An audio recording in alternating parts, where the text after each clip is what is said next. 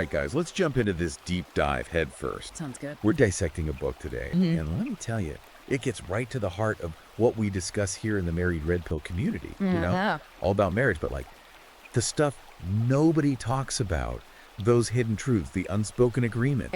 Right. And we're talking about the covert contracts, man, how they work, how they're changing, especially, well, with the rise of feminist and Marxist ideologies. I think what's really interesting is how the book goes way back. It doesn't just complain about how things are now. It shows how marriage was structured for centuries, and then bam, this huge shift happened. It's like they flipped the script on us. Exactly. And the chapter titles alone, man, they're like roadmap to everything we're going to uncover here. Oh, yeah. Things like the illusion of choice. Oh, wow. The war on masculinity, the myth of female equality, even the dark side of radical feminism.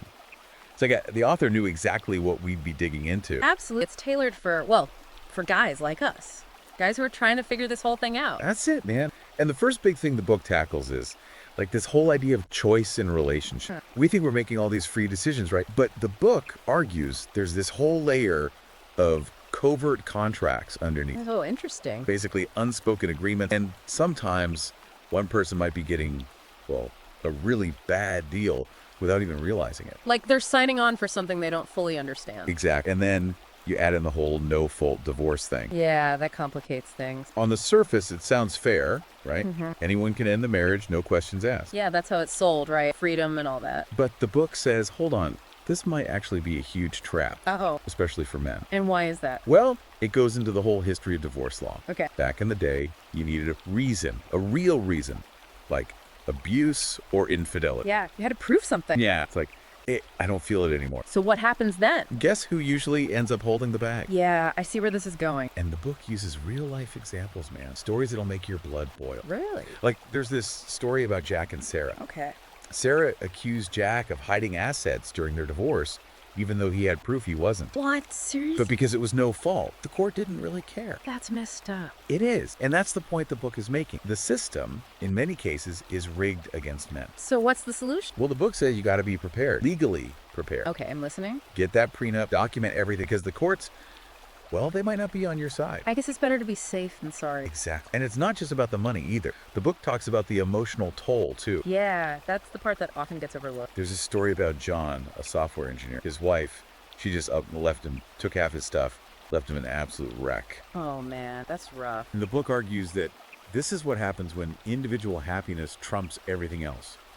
Even contracts, even causing serious harm. It's like collateral damage in the pursuit of personal fulfillment. Exactly. And these ideologies, they've seeped into our legal and social system. We're living with the consequence. And the book argues this is just the tip of the iceberg, right? It goes even further, saying there's this whole war on masculinity going on. You see it everywhere. The media, education, even at home. Give me an example. What do you mean? Well, the book talks about this constant messaging that paints men as inherently dangerous. Oh, yeah, I've noticed that. Think about those slogans. Teach men not to rape. It's like they're saying all men are potential predators. It creates this atmosphere of fear and suspicion around men. Exactly. And the book doesn't just point fingers. It tries to understand why the manosphere has become such a big thing. Especially communities like the Red Pill, right? Yep. It argues that these spaces have emerged as a direct response to this attack on masculinity. It's like a counter movement. It is. The book describes the manosphere as a refuge, a place where men can talk openly, support each other. Safe space, in a way. Yeah.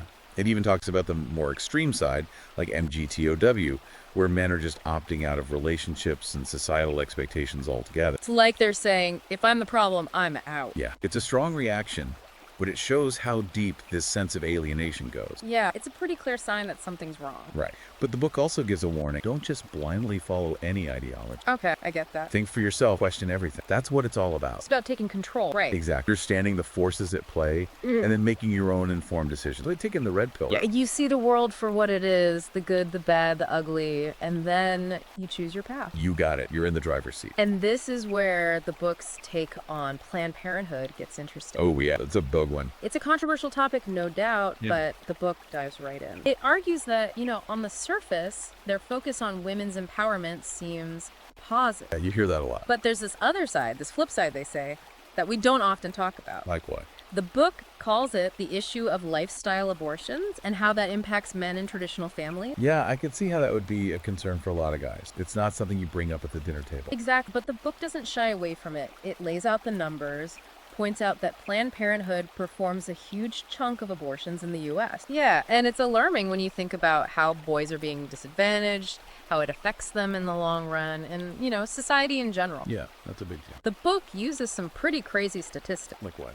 It mentions that boys are performing way worse than girls in reading and writing by the time they finish high school. Serious. I mean, I knew things were bad, but... Yeah, it's a complete reversal from, our father's generation. And the book puts the blame on this shift away from traditional teaching methods and masculine values. So it's like they're not teaching boys how to be men anymore. That's what the book is suggesting, yeah. It's like boys are being taught to be more emotional, sensitive, which isn't bad in itself, but... Yeah, there's got to be a balance. Right. The book says the pendulum has swung too far. It even compares it to boys being taught to be conspiratorially minded instead of strong and independent. Whoa, that's a pretty harsh comparison. It is, but it makes you think, right? For sure. The point is, boys need that balance. They need to learn resilience, leadership, responsibility, all those traditional masculine traits that used to be so valued. Yeah, that makes sense. And the book ties this directly back to fatherhood. Yeah, how so? It talks about how fathers are essential in a child's life, especially for boys,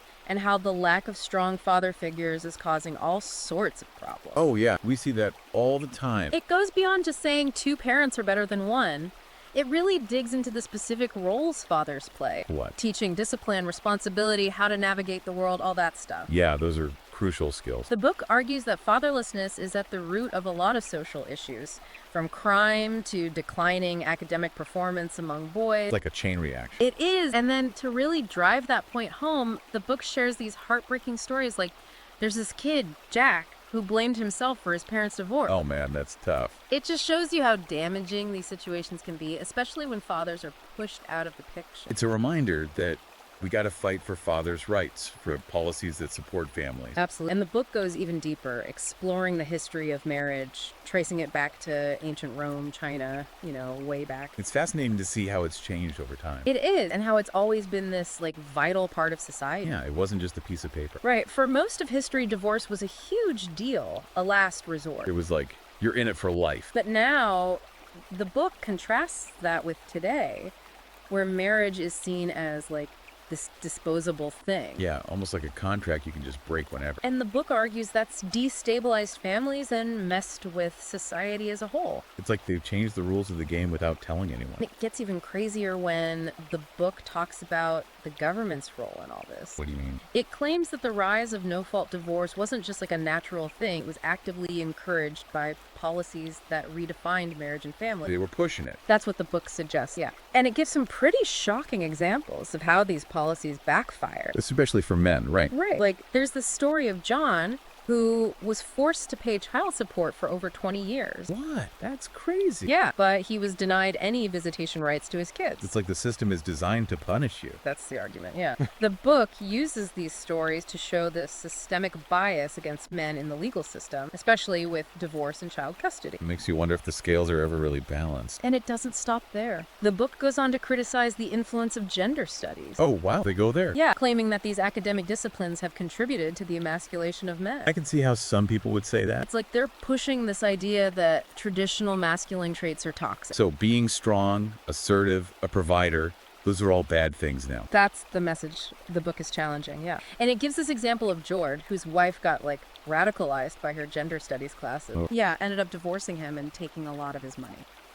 It's rough. It's supposed to show that these academic theories have real-world consequences. Yeah, they do. What the book is really pushing for here is critical thinking, questioning the assumptions, the biases that might be hidden in certain fields. Don't just take everything at face value. Exactly. Look for a more balanced perspective. Do your own research, come to your own conclusion. Exactly. And that leads into the book's analysis of how men are portrayed in entertainment. Oh, yeah, that's a big one. It's a common theme in the red pill community, this idea that men are always shown as either idiots or psychopaths. Yeah, there's no in between. Right. The book points to reality shows like The Bachelor, where men are often portrayed as players, manipulators. It's like they're trying to make us all look bad.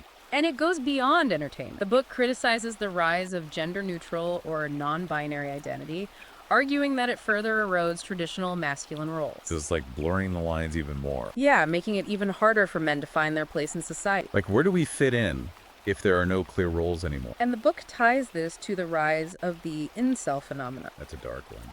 It argues that it's a direct result of men feeling emasculated, having a harder time forming relationships. Like a vicious cycle. Yeah, sense of loneliness, frustration that builds up. And can manifest in some really unhealthy ways. The book suggests that this alienation among men could lead to some pretty serious consequences for individuals and for society as a whole. It's a wake-up call for sure. We need to be talking about these issues, finding solutions that actually work for everyone. Absolutely. And then the book circles back to traditional family structure. Oh, that's a big shift. Yeah, because we're constantly told that traditional families are outdated. Like it's old-fashioned, right? But the book argues that the traditional family, with a father at the head and a mother as the primary caregiver, is the best model for raising kids. It's like going back to basics. Right, and for creating a stable society. I know some people might disagree, but Yeah, it's definitely a controversial topic. the book brings up research showing that kids from two-parent families tend to do better in life. Yeah, in terms of education, health, overall well-being. It's not just about having two parents. It's about the specific roles each parent plays. Right. Mothers provide nurturing, emotional support, while fathers bring discipline, guidance. It's about balance, right? Exact. Those roles complement each other, and kids need both to thrive.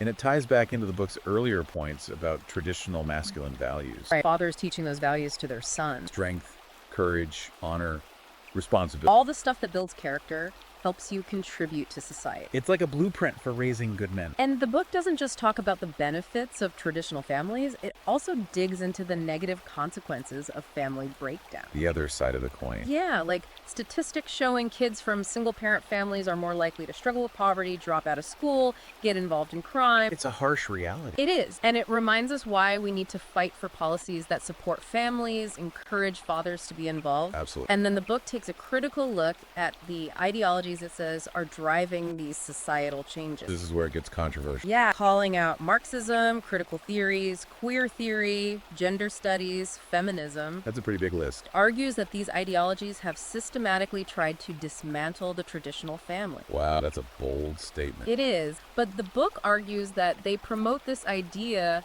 that traditional families are oppressive, that they create inequality. So it's like they're trying to break down the foundation. And the book pushes back, saying that the breakdown of the family has actually led to more problems. More instability, more suffering, especially for kids. It's a really thought-provoking argument. Are these progressive ideologies actually making the world better? Or are they creating more problems than they solve? And then the book brings up religion, Oh, interesting. highlighting how many religions emphasize marriage, family, the specific roles of husbands and wives. Yeah, a lot of religions are built around those ideas. And the book contrasts that with the more individualistic approach to relationships that's common in secular. Like, it's all about me now. And it gives examples of how different religions approach these issues. Like, it talks about Shalom Bayit in Judaism, which focuses on peace and harmony within the home, That's a beautiful concept. while acknowledging that some religious interpretations can be problematic. Yeah, there's always that balance. The book also points out that religious communities offer support, guidance to family, A sense of belonging, shared values. and that can be beneficial for everyone, individuals, and society as a whole. You know, it's crazy because we're always hearing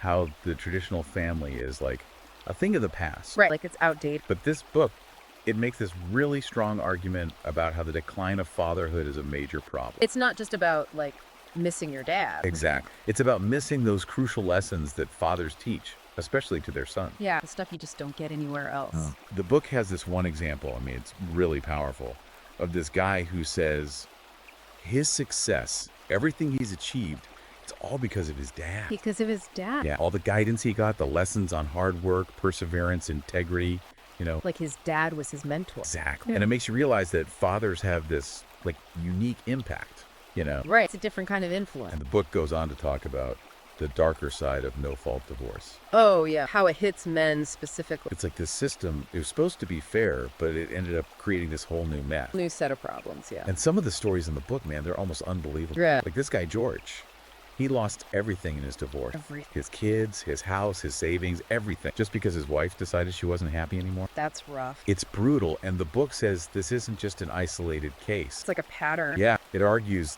there's this systemic bias against men baked into the legal system, and it's driven by radical feminist ideology. That's a bold statement. It is, but the book even cites statistics, like how fathers almost never get primary custody. Wow.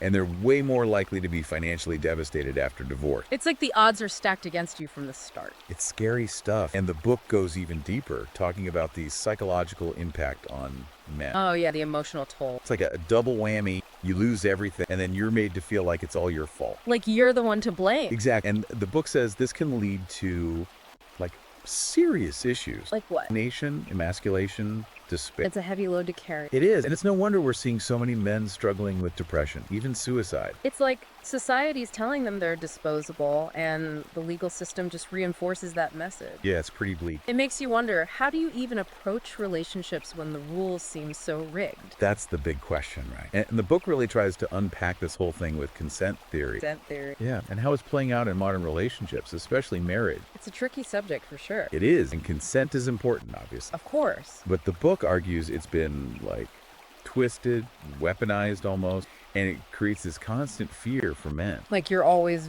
walking on eggshells. Yeah, like one wrong step, and you're facing a false accusation. That's a scary thought. And it uses this example, it's really messed up, about this guy, Toby. What happened to him? His wife falsely accused him of cheating just to get an advantage in their divorce. Wow, just like that. It's crazy. And the book says this is happening more and more. Seriously? Yeah, and it's like the system rewards this manipulation, and men are left to deal with the fallout. So it's like you're guilty until proven innocent. It feels that way sometimes, and it makes you question this whole idea of female equality, you know? Right. Like, what does that even mean anymore? The book argues that this pursuit of absolute equality, it's come at a cost, especially for men. It's like the pendulum has swung too far in the other direction. Exactly. And the book says that while women have definitely made progress, this push for, like, total sameness, it ignores the inherent differences between men and women. It's like trying to force everyone into the same mold. And it can actually end up hurting both sides. Interesting.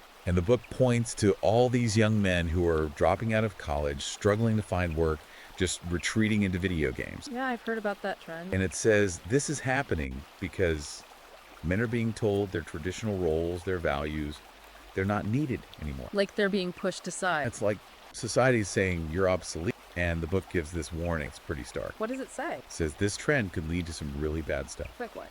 Social unrest, more violence, just a general decline in, how society functions. It's a bleak outlook. It is, but it's a wake-up call, We got to start talking about these issues, figuring out solutions that actually work for everyone. It's about finding that balance. Exactly. And I think this deep dive, it's given us a lot to think about. It has. It's been pretty intense. We've covered so much, from the hidden stuff in marriage and consent theory to the whole war on masculinity and the importance of family. It's been a whirlwind of ideas for sure. It has. And some of the stuff in the book, it's definitely controversial. Yeah, it challenges a lot of the mainstream narrative. It does. But it's clear the author, he's tapped into something real, something that a lot of men are feeling. That sense of being lost, misunderstood. And if you're interested in digging deeper, really exploring these ideas. Yeah, I'm curious to hear more. I highly recommend checking out the book. Where can we find it? It's on Amazon Kindle and Google Play Books. Perfect. I'll definitely check it out. Guys, this has been a heavy one, but I think it's important to have these conversations. Yeah, we got to keep talking, keep questioning, keep searching for the truth. That's what it's all about. Thanks for joining us on this deep dive. And until next time, keep those minds open.